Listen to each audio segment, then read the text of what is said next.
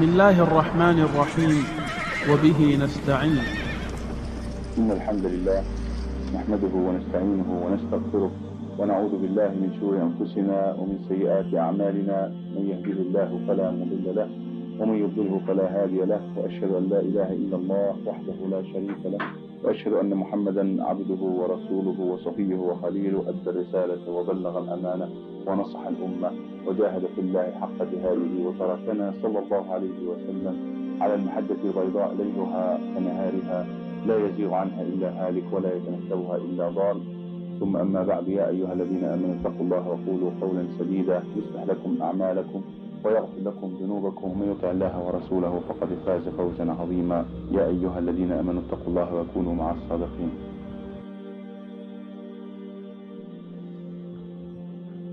Ahlul Sunnah Jama'ah definition for the Khawarij is for anybody who goes out of Islam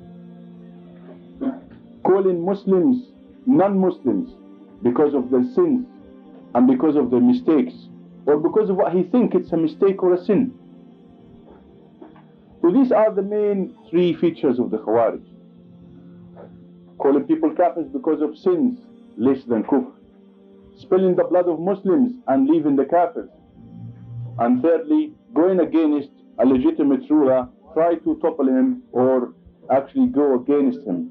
So these are the features which is the scholars of Islam unanimously did talk about Khawarij.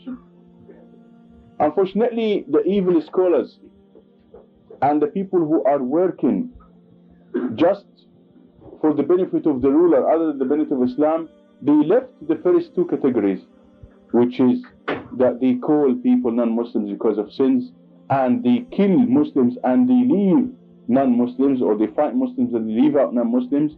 And they took only the third category of the Khawarij, that they go against the legitimate ruler. The situation we have now, as we're going to explain, there is no legitimate ruler now ruling Islam. They are all cowboys, Alibaba and the 40 thieves, if they are not out of Islam. So there is no legitimate rulers. They did not come through Ahlul Hal wal Aqd. They came imposed by the imperialism and by the communists who've been ruling our countries. When they depart themselves physically, they gun and they left the knife, they left their knives in the hands of our tyrants now. So the order, and we are in the slaughterhouse of the East and the West, using their knives in the hands of somebody called Ahmad or Muhammad or Imran Khan or Khanazir Hutu or whatever, Hosni Mubarak or whatever. We still slaughtered by the knives of these people.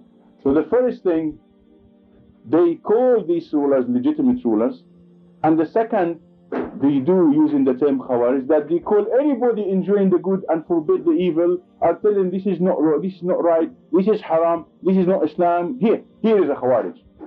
Because the people do love Islam. Average Muslim loves Islam. Average Muslim wants to go to paradise.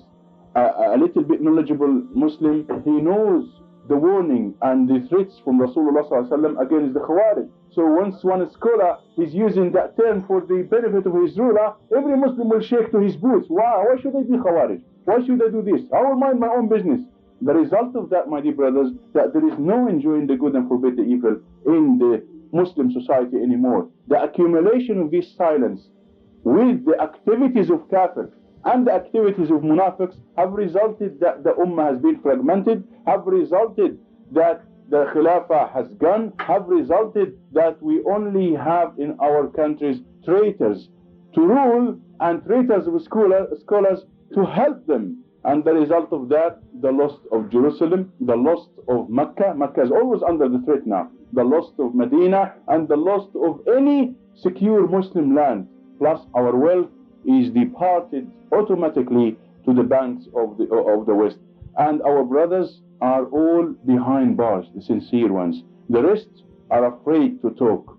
All this because whenever anybody say this is not allowed, this is not Islam, they call him, they point the Kalashnikov of Khawarij against his chest. Oh, you are Khawarij, you want to insult our ruler, you want, even if he tells them words which Umar ibn al-Khattab would listen to and would class it as a good thing, like what Salman and Safar Al-Hawari and most of the scholars used to say, as just advice for the rulers.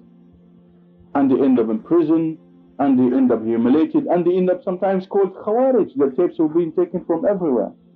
Imam Ali, when Muawiyah refused to give him bay'ah, he did not call him Khawarij.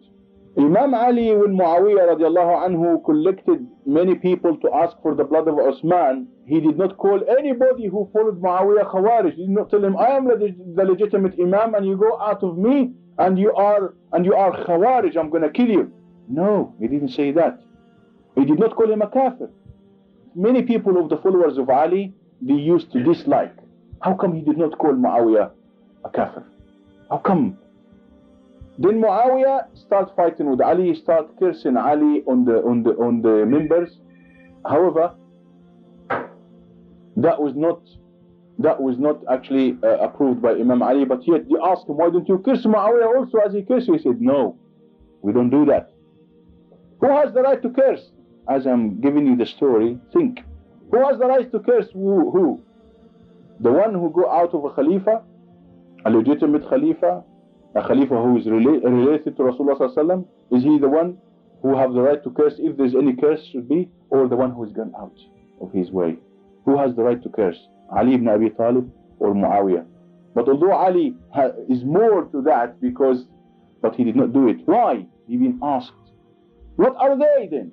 They said they are our brothers, but they are wrongdoing us. إخواننا بغوا علينا. They are just wrongdoing us. They think they are doing good, but they just wrongdoing us. As we will explain. You maybe think, oh, he was right all the way, Imam Ali, and they are wrong. Yes, but if you study the Shia, how they start, you will know if you are in this time, alhamdulillah, we are not in this time, that you wouldn't know what to do. Because there is so many enemies who cause enmity among us from both sides. However, he did not call Muawiyah Khawarij. Then the fight started. He called him, repent to Allah, give me bay'ah, otherwise I will fight you. He said, get me the blood of Osman first and then I will follow you. Although Ali was a legitimate ruler, after them it came some wrongdoers from the Bani Umayyah. After Ali died, Al-Hassan, he was a Khalifa for 6 months, and he was preparing to fight Muawiyah because he did not call Muawiyah Khawarij. In the end, when he find that his followers are not all up to standard to fight Muawiyah, he gave the Khilafah to Muawiyah. How come he gave the Khilafah to Khawarij? He said, okay, I'm not going to be a Khalifa anymore. You will be the Khalifa, but you must follow the way of Abu Bakr Siddiq, Umar ibn Khattab, Uthman ibn Affan, and Ali, the Al-Khulafa Rashidin. He accepted, and it was the day of reconciliation. And his followers tried to kill him because Al-Hassan radiallahu anhu, because he gave up to Muawiyah, tried to kill him. They stabbed him, as we will talk when we talk about the Shia. However, after Al-Hassan died, Muawiyah also died. Came the son of Muawiyah, Yazid ibn Muawiyah.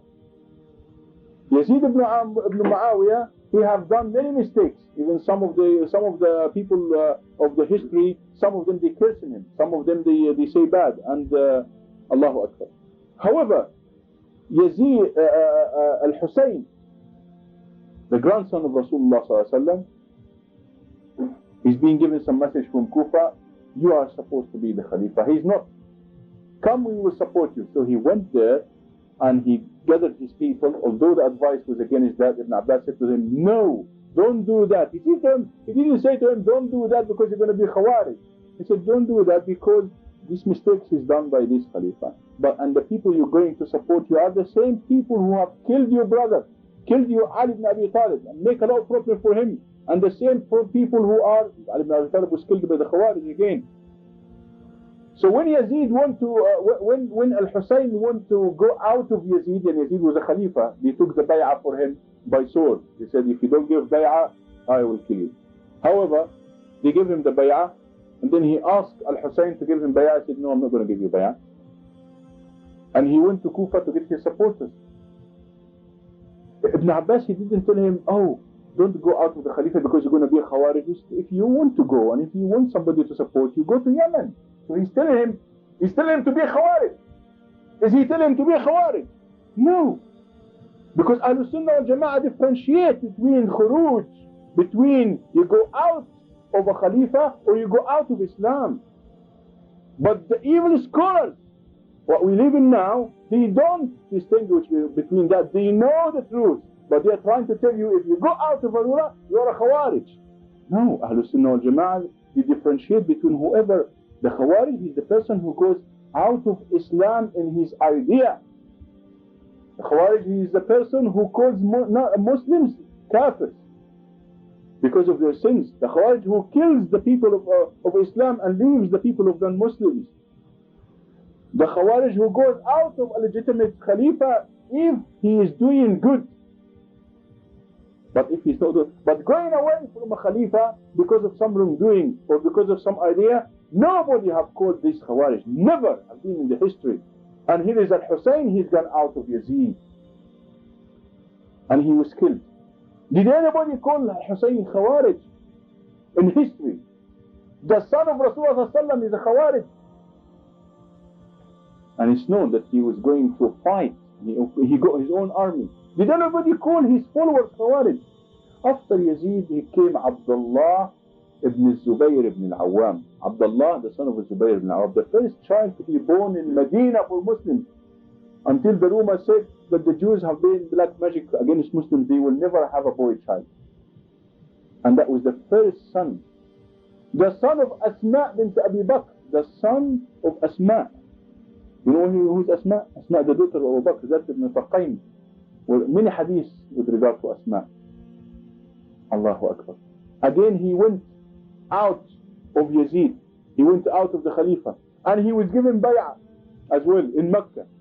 So anybody said that he's gone out of a Khalifa and Abdullah ibn Zubayr is a Khawarij. Anybody said that the followers of Abdullah ibn Zubayr is a Khawarij. He's been killed. And he's been hanged for 3 days and 3 nights until his body was going disintegrating. Until his mother Asma, she asked that criminal, Al-Hajjaj, Ibn Yusuf al-Thaqafi, how many people have killed Al-Hajjaj? Anybody called Al-Hajjaj Khawarij? She asked him, isn't that enough time for him to go down? The son of Asma, to be put as an example in the front of all Muslims, in the front of the Sahaba. But nobody said he's a Khawarij. And many of them, after many people have come after them, they've gone out of the rulers. Out of the rulers. Some of them, they've gone out of a very famous ruler like Harun al-Rashid. Harun al-Rashid. Who's gone out of Harun al-Rashid? Musa al-Kazim. Musa al-Kazim is one of the greatest scholars.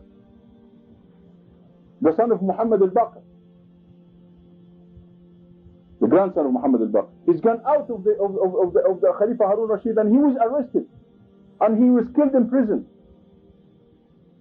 And Muhammad ibn Ja'far al-Sadiq, Muhammad ibn Ja'far al-Sadiq also have gone against Harun al-Rashid. He went out and he was given bay'ah in Mecca. The people of Mecca gave him bay'ah. Anybody said that he's a Khawarij? Again, it's true. A Khalifa, a legitimate Khalifa, who have Harun al-Rashid used to say to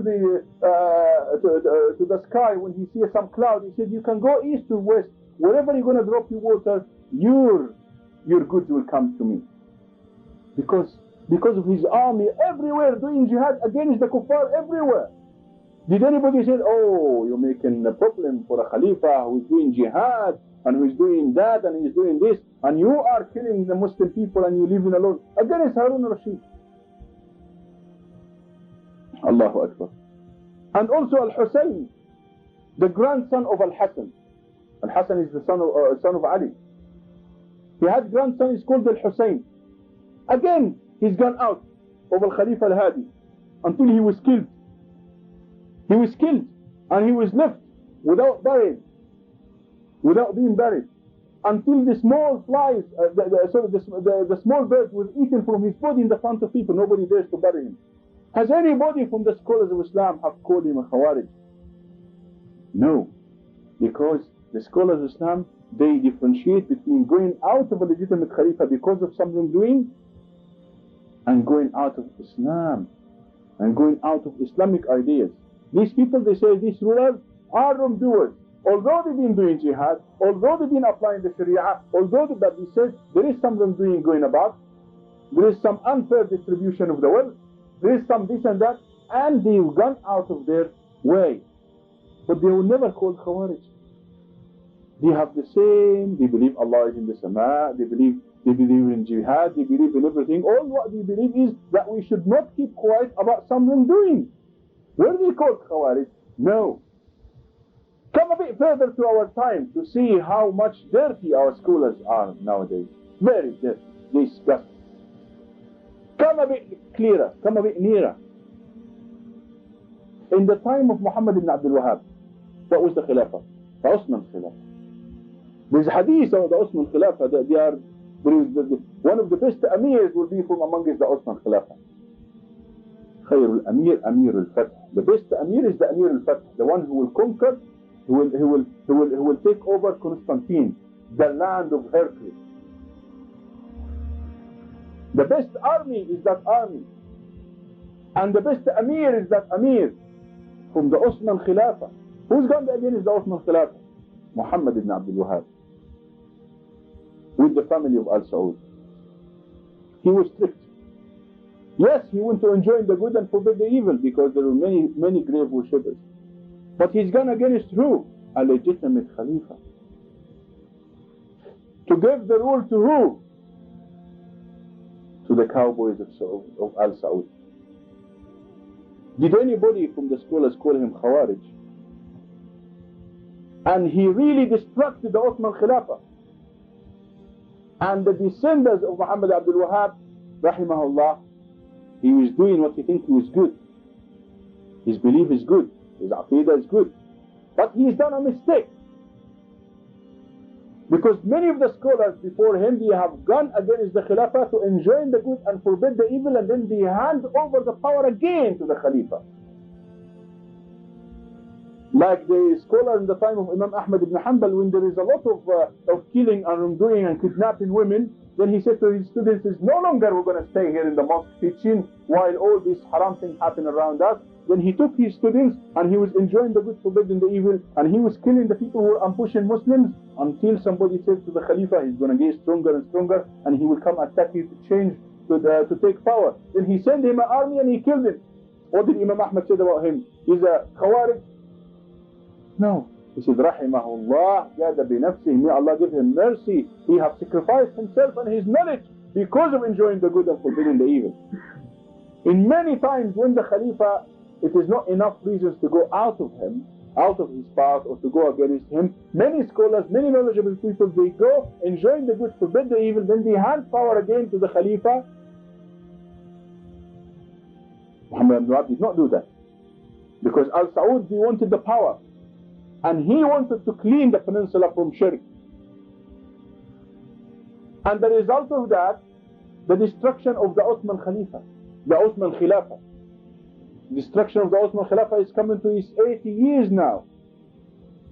The descendants of Al Saud, all what they have done is they have destructed the Ottoman Khilafah. Amongst them there is still plenty of Shia. Amongst them in the peninsula there is still plenty of poverty, plenty of shirk. Now people going back to Sufism. And there, so they have, after they manage to destruct the Ottoman Khilafah, they have put their dirty hands with the British, cooperating and collaborating against the Islamic State. They have done all what they could to destroy the Ottoman Khilafah. And their scholars did not say they are Khawarij. And it resulted now that the Ummah does not have a Khilafah. So who is the Khawarij? And they have the guts, after they destroyed the Khilafah, they have the guts and the cheeks to tell us they are legitimate rulers. And they are thieves. Do you understand now the difference between our scholars and the previous scholars? Our scholars, you say anything to enjoy the good and forbid the evil, oh, you're a Khawarij. Anything who upsets the king, and anything who upsets the kings is everything who upsets is everything who also upset the White House. So they have resulted in the destruction of Islam. The Ottoman Khilafah, the Jews have given the last Khalifa of the Ottoman Khilafah, they have given him anything, we give you anything, just allow us to stay in Jerusalem, not to take it, just stay. He said, any one of you who stayed in Jerusalem, Sultan Abdul Hamid rahimahullah, for more than 3 days, by Allah, I will have his head chopped. He said, okay, we will take it, and you will see. And they cooperated against him. They made the Jewish of Dunima, they accepted Islam, and they started destructing Islam from the inside. With the help of the Saudi family from outside, they've destructed the Khilafah. They have destructed the Khilafah. Then they gave the place to Ataturk, and then he denounced the Khilafah. And here, me and you now, we are in the pavement of Europe because of the evil of the scholars of Al Saud. Because of Al Saud and their scholars. Because they have used Muhammad ibn Abdul Wahhab. What I'm saying now, if Muhammad ibn Abdul Wahhab is not a Khawarij going against a legitimate Khalifa, are we Khawarij to go against that drunk, crook, customer of Playboy, Christmas gift man to London Zoo and all the whores, the man who placed the Jews and Christians inside the peninsula of Rasulullah sallallahu alaihi wasallam, the man, the dirty man and his scholars who signed an everlasting peace treaty with Jews to drop jihad, the man who is a member from the United Nations who fight with the United Nations against any Muslim. If this is a legitimate ruler, who will be illegitimate ruler? If his followers and his scholars are the victorious party, who will be the dirty, defeated, humiliated party? These questions we have right to answer. People who are accusing us when we say this is wrong, this is haram, where is Islam, we want to go and live in the land of Rasulullah sallallahu alaihi wasallam. Ali ibn Abi Talib was saying to the Khawarij, come and live among your brothers, don't leave us. And these people, when you go there, they kill you. When you go out, you say the truth, they send you somebody to kill you. This is, my dear brothers,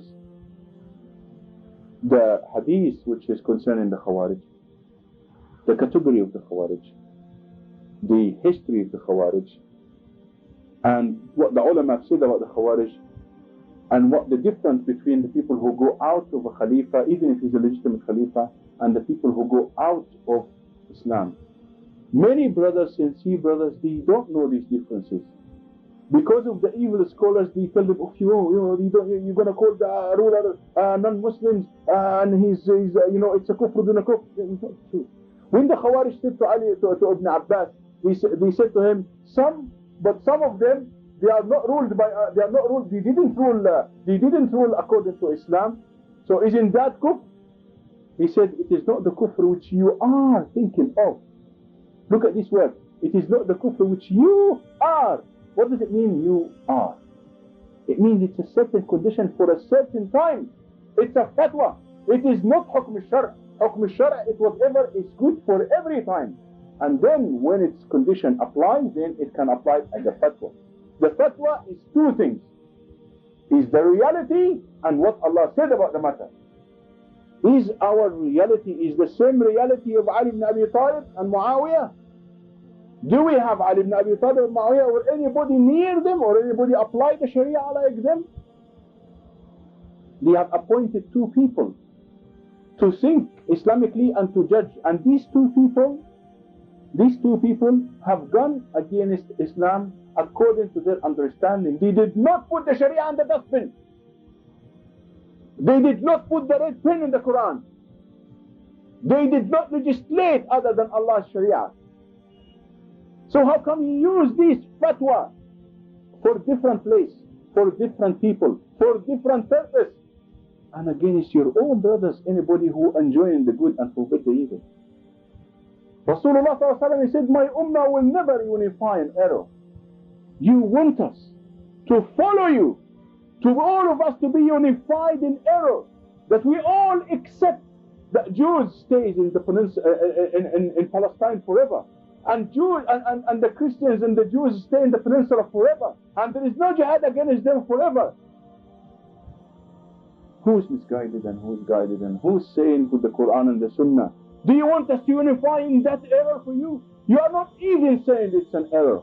You want us to unify in that practical error, in that theoretical error. You want us to unify in that we keep quiet about all these banks going around the peninsula? Riba, usury. You want us to be a part of your fight against Allah? Otherwise we are a Khawarij. What you are asking us exactly for? What are you asking us? Tell us. If we say no, we are Khawarij. If we say yes, we are Khawarij in the sight of Allah. The Khawarij are the people who go against the Sharia, not against people who are going against the ruler who are going against the Sharia. We are supposed to go against the people who go against the Sharia, even if they are our fathers, even if they are our mothers, even if they are our children. I don't know what these people are asking us for. I don't know what they own about when they say Khawarij, Khawarij.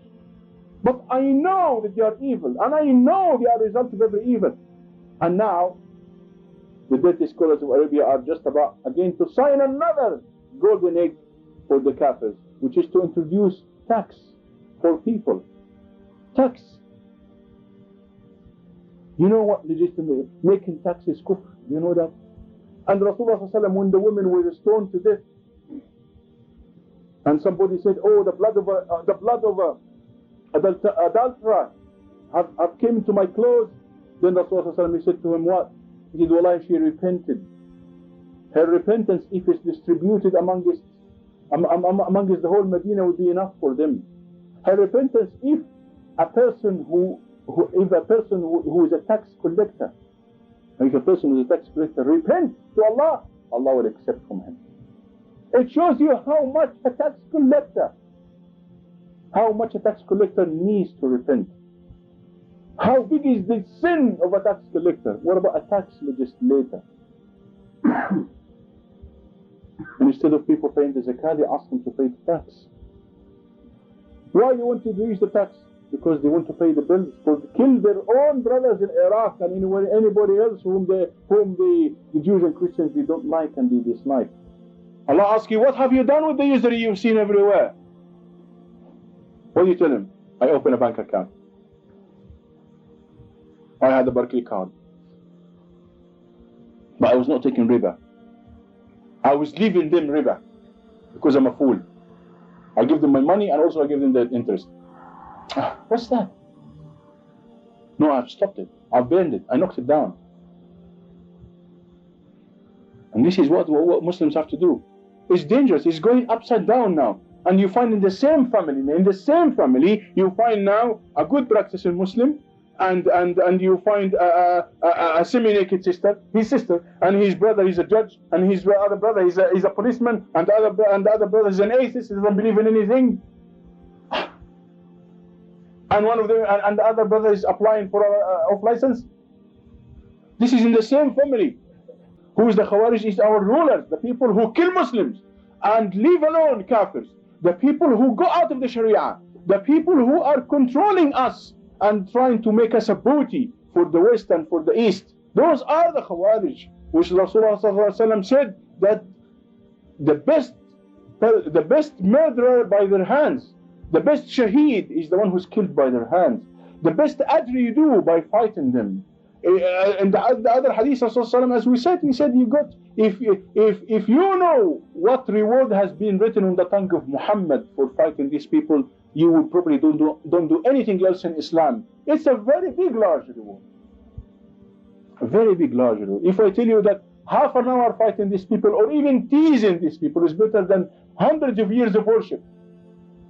If just the enemies of Islam, the normal enemies of Islam, when one Sahabi asked Rasulullah sallallahu alaihi wasallam, he said, let me stay here in a very nice area and worship Allah and pray. Then Rasulullah said, don't do that, because the place for you in the rows, in the battle of fight, the place for you, the one you spend 1 hour is better than 70 years of worship. Because why? Because don't be greedy, you want to worship alone. What about earth? All the earth want to worship. The ground, your floor. You know when you do sujood, and when you die, that place which you do sujood, it cries for you. And the place where your action goes into the sky also cries for you. Is according to the Quran and according to the Hadith. So how many people now have left Islam because of the authority of kufr? They come to Europe to learn instead of learning in Muslim land. We come to Europe to live because the signs say here that leave Islam, you'll be safe. Or have some Islam, not all Islam. You will have some difficulties, but not all difficulties. And this is what most of people do. I'll take some of Islam and I leave some of Islam because I want to be a Muslim, but I don't want to be hurt. That is not the answer. I will take Islam, I will be hurt, but I will not be losing and I will not be tricking myself. I will live as a Muslim and I will die as a Muslim. And there is nothing here. If the Kafirs are sacrificing for the football, if they sacrifice for the race and color, if they sacrifice for homosexuality, if they are willing to go and fight and kill and organize and everything because of their dirty minds, aren't we doing this for Islam? And they know once they close their eyes, they are the owners of the fire hell. And we know once we close our eyes, we're going to be with the Hur al-Ain and the Jannah.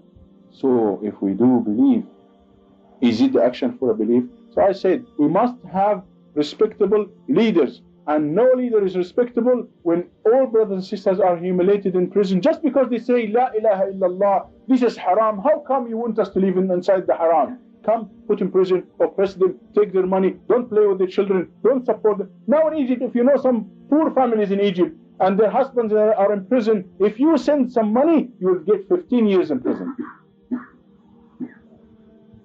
And the woman will be beaten up to death. And they hang them up, they hang our women, our sisters, the veiled sisters. If they don't rape them, they hang them. And they play domino. While one have a sister on this side, and the other sister on the other side, and the Kafirs of our countries, they play domino. And they use their private parts as ashtrays. And we are sitting here. And Allah said, this is not on. If one woman is arrested, if one woman is in the hand of unsafe people, the whole Ummah must relieve her. Al-Hajjaj, who was cursed by many scholars, he killed many Sahaba. When he was here that some women were Muslim women were abused in India, he have sent a large army to free them. Wallahi, if Al-Hajjaj was right now, although he was cursed, wallahi, if Al-Hajjaj was now, wallahi, I would give him bay'ah and I would follow him. Although he was a minister of Urumdua, wallahi, I will be the first one. Because there's nobody else in power and nobody else can fight and nobody else wants to fight. He is a fasiq, but he's not a kafir. Al-Hajjaj is a fasiq. He's not a kafir. He was applying the Sharia. Yes, he killed many, but he was killing people for his throne, not he was killing people because of Islam. He was not killing people because they're Muslims. He was killing people for the throne of Marwan ibn al-Hakam and the rest of the family, of the Umayyad families. But now we don't. We have people are killed, not because they are Ali and Hassan, because they are Muslims. Because they want to apply the Sharia. Because they don't want to associate with kufr. And what more kufr can be than that? If they kill us for their throne, we accept. If they whip us for their throne, we accept. If they humiliate us for their thrones, we accept. But if they do that because to protect the Kafir Sharia of John, Charlie and Rebecca and the United Nations, we will never accept, even if they give us gold day and night. Because if they fight for the thrones, we say, okay, doesn't matter. Some of the Bani Umayyah did fight for their thrones, no problem. Some of the Al-Abbasis fight their throne. Every Khalifas, they fight for the throne, no problem. It's between them and Allah. Some greedy people, they want to fight for the thrones. But to impose kufr on us, why? You want to rule? We let you to rule. Nobody is challenging you. Why you don't rule us by Allah's law? Do you have to rule us and make us also kafir and fasiq? You have to rule us and to stay under your regime, to obey you, to become to Allah subhanahu wa ta'ala fasiq and kafir and make shirk of obedience. Or if we don't obey you, you kill us. Why don't you behave yourselves? And if you want the throne, you are already in the throne. You have to make it the throne, and you have to emulate the Sharia, and you want us to keep quiet? What is this logic? And then you call yourself Salafis? Who is the criminal then? If you are the victorious party, who is the humiliated party? Who is the misguided party? Who is the criminal party? Who is the alliance of the evil people party? Can't you see yourselves what you are? And you still call Salafis? حسبي الله ونعم الوكيل. So we expect. Plus al-ulama, the scholars have distinguished between the person who, like al-Hajjaj, they say, قبحه Allah, he killed many Muslims and this and that. But yourselves, one fatwa, you kill millions of people in Iraq with one fatwa. The person who killed 100 people and he repented in Sahih al-Bukhari, he's like a child in the nursery because of what you've done in Iraq. And you unrepented, you still continue. You see it every time, everywhere. And everybody's talking about it and you keep it quiet. What you've done in Palestine. Come on. In our countries. Don't tell me that the Mujahideen in Egypt or the Mujahideen in somewhere else were fighting to apply the Sharia, and then the soldiers who are standing protecting brothels and protecting banks and protecting riba and protecting this, you tell me Muslims are killing each other. No, Muslims are killing people who are hiding behind Islam to do their kufr and obscenity. Islam is clear. When the Sahaba find after Rasulullah sallallahu alaihi wasallam, some people said, we're not going to pay the zakah. Others said, well, no, we are going to deal with riba. They fought them and they called them apostates. They were saying La ilaha illallah. They were doing fasting. They had hijab. They have their beards. They went into fight with them against their enemies. They doing hajj. Only they refuse a little bit of the Sharia. Once we go down that trend, somebody wants to refuse a little bit of the Sharia, then what is the end of it? This one wants to refuse the zakah, other one will refuse the fasting, this one will refuse the fighting, the jihad, the other one will refuse the complying with riba. Rasulullah, he fought the people of Ta'if. The people of Ta'if, you know the people of Ta'if? Accepted Islam, the people of Ta'if. They have complied with every rule in Islam. Except they were dealing with riba, with usury. Then Allah subhanahu wa ta'ala said, فَإِن لَمْ تَفْعَلُوا فَأْذَنُوا بِحَرْبٍ مِّنَ اللَّهِ وَرَسُولِهِ. Said, if you don't cease from riba, then be alarmed, you will be fought by Allah and Rasulullah. When this ayah was revealed, what did the Sahaba did? The Rasulullah, he took the cannons and they surrounded them for 19 days, threw them with fireballs, including the children. Rasulullah, he was throwing them with the cannon, including the children. And this is the sunnah. This is, if we dealt, because we're dealing with our enemy, with the enemies of Islam, differently from the Sahaba, they always win. And we always be in the defeat. Why should they go out of the Sharia? If they want to rule us, let them rule us. But by the Sharia, with the Sharia of Allah, they are already in position. Nobody tell them we want your throne. All what we tell them, if you want to rule us, apply Islam. Make the enemies of Islam your enemy and our enemy. And make the beloved people for Allah to be your beloved and like us. That's it. We're not asking for anything. And anybody else, like the rulers, they go and kill. And then suddenly, if they think they have done too much, I'm going for Umrah. And you see that murderer is going for Umrah and is kissing the black stone. And his lips is full of your bloods, the bloods of the brothers and sisters in prison. No, we're not fools.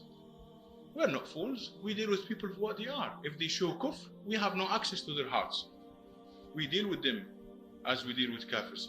If they show Islam and nothing contradicts Islam, then we have no access to their hearts. We deal with them as Muslims. As simple as that. And may Allah subhanahu wa ta'ala give us guidance.